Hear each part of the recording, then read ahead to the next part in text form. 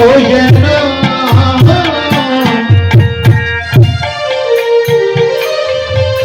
ওই মধুর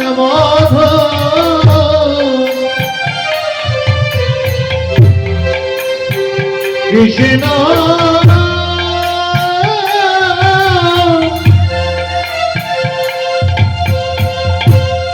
কৃষ্ণ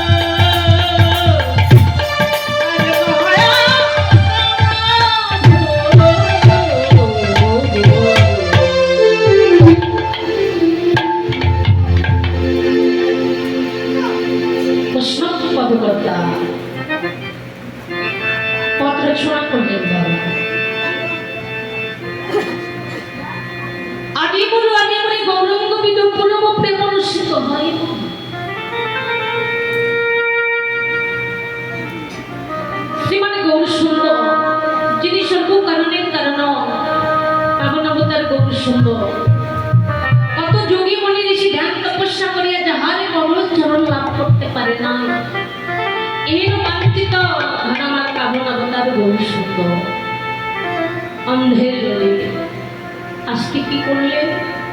পূর্ব প্রেম রসিক হয়ে মধু, আগে মোর গৌরাঙ্গ ভিখু, পূর্ব প্রেম রসিক হয়ে মধু।